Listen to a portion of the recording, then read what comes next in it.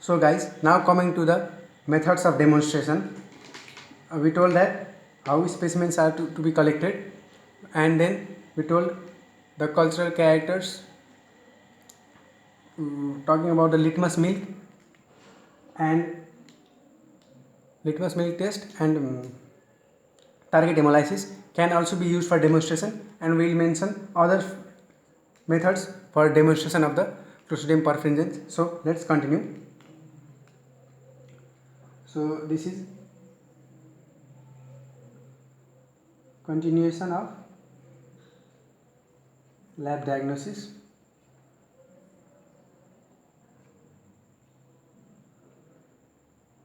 Okay.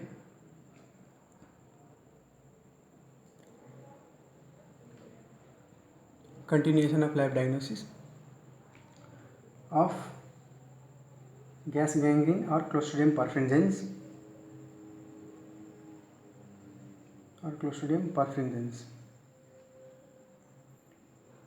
Okay. So we told for the methods of demonstration are methods of demonstration.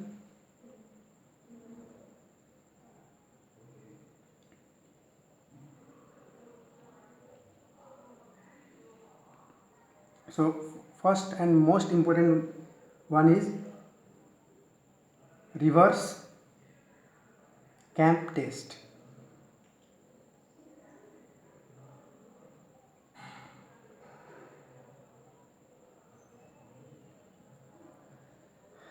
And we'll discuss about this later. First let's mention the other ones. Two is litmus milk test.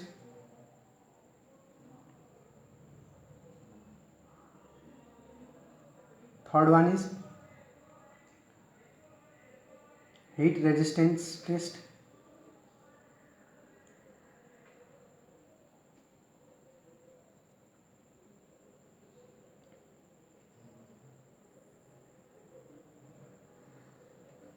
Nagler reaction.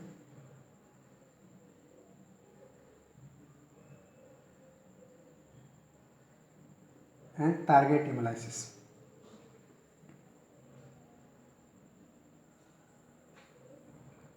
So we'll discuss come up to reverse cam test.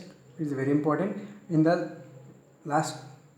So litmus milk test, we discussed about litmus milk test while discussing about the cultural characters. So you can go into the series or playlists named as Clostridium perfringens and you can have a look in the cultural characters.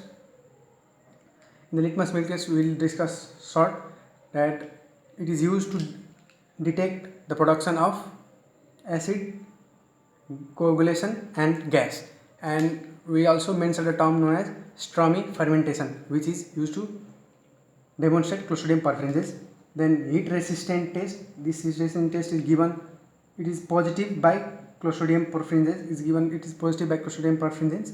Nagler reaction also we discussed about Nagler reactions while discussing about the toxins. We discussed that on a plate with 6% agar, 5% peptic digest of sheep blood and 20% human serum, when half of the part has antitoxin and the half of the part does not have, then we will see opalescence on the colonies or the opalescence on the half which has no antitoxins. So this is also can also be used for demonstration of Clostridium perfringens, and we have discussed about this in the previous videos. And target hemolysis, we discussed about this also in the cultural characters, that dual zone of hemolysis takes place. One is complete hemolysis and one is incomplete hemolysis. So let's come back to the reverse camp test. What happens in reverse camp test is we use a blood agar plate. Suppose this is a blood agar plate. Okay. Then by using an inoculating loop, we make, so just remember first list in reverse camp test, this is reverse camp test. In reverse camp test we use group B streptococci.